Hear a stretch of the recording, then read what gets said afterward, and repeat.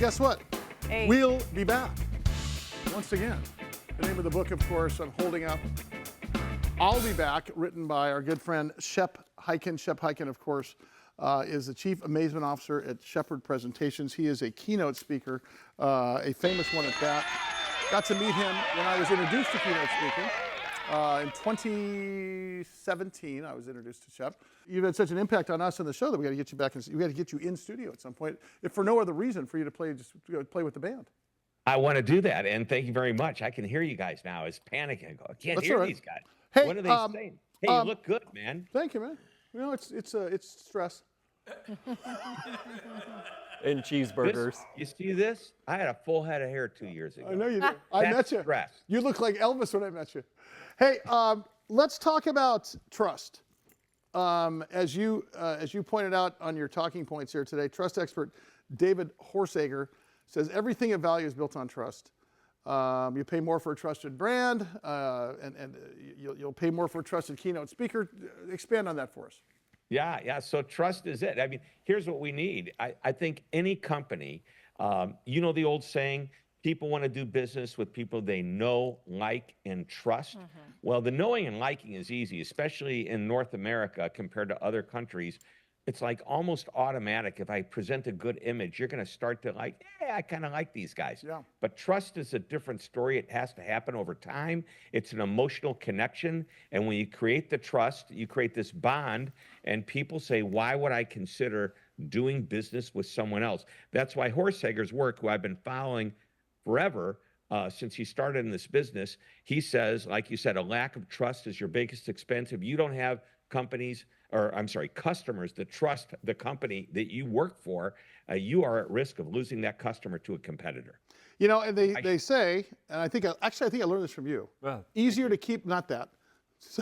Easier to keep a customer than get a new customer. That's always something like that. Yes, that's true. You say? Yeah, it's true. I'll take credit for that. Is that true? I didn't say it, but maybe you learned it from me. Oh, Greg could sell ice cubes to a person that lives in the North Pole. So I think it was one of your adages, because you had a lot of existing clientele that you spent a lot of time on, and people trusted you. Trust and respect are two cornerstones of a long-term relationship. Now let me ask you this though: you were selling talk radio, you were selling music radio. Was it just talk radio, if I'm not mistaken? Right. Right?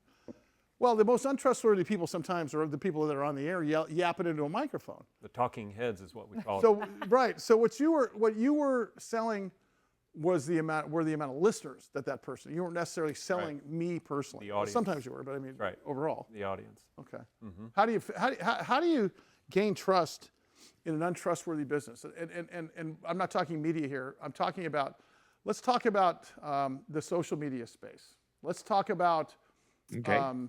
Let's talk about the entertainment space. And yet there's so many sales, there's so much customer service around that because you've got this active audience. But they are kind of cheesy, sleazy businesses. How do you get around some of that stuff? Because look no further. I don't know if they're all cheesy and sleazy, but first of all, the whole idea is the predictable experience that you want to have. If you give it to me right the first time, and then the next time it's not as good as it was before, I don't know what I'm going to get the third time. But if the second and third time are consistent with what my expectations and what I like to, the type of service and experience I like to have, it's great. If I am following a particular director and I love his work or her work, and I love going to their movies, and I go to a couple of them and they're great, and the third one not so good. Yeah. I'll try the fourth one. Fourth one not so good. I'm not going to trust the fifth one's going to be much better. Hey, Shep. So what's interesting here is, I know that during the COVID economy, we didn't have human capital when we started opening up the economy. People didn't want to go back to work sometimes. People, we had trouble getting people in places like even clerks at a DMV, for example, or people at the Starbucks counter. Who wants to work at the DMV? Well, but Great the point is, question. but the point is, you had trouble with customer service everywhere because you were just putting bodies in some positions. Right. Do you think, in your opinion, let me ask you first, has customer service improved? It's lately? declined. I'll Really? give you one of the ones, the one that just popped in my mind is Nordstrom. because they That were used to known- be the thing. That was the place. It was the benchmark for customer service Right. and shopping for females. Definitely. Males too. I mean, I don't know why I just said females, but now I've talked about this with many people. You can't find a person to help you. If you do, they have an attitude. It's just very strange, and they used to be the benchmark. So I can only point to COVID and that whole changeover. What about you, Greg? Are you I don't shop at Nordstrom. I don't either. Me neither.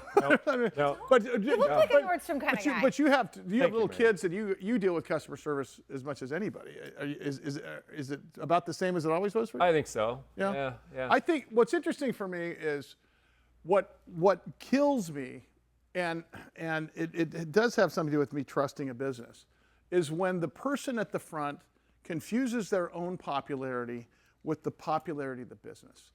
The reason is I'm there because I like how you make cheese popcorn, not because you're the guy selling me the cheese popcorn.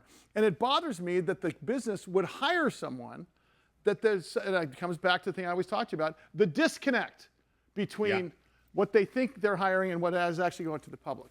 That's a trust thing. Well, there's a bigger disconnect. And let me read you this stat that comes from PricewaterhouseCoopers, PwC.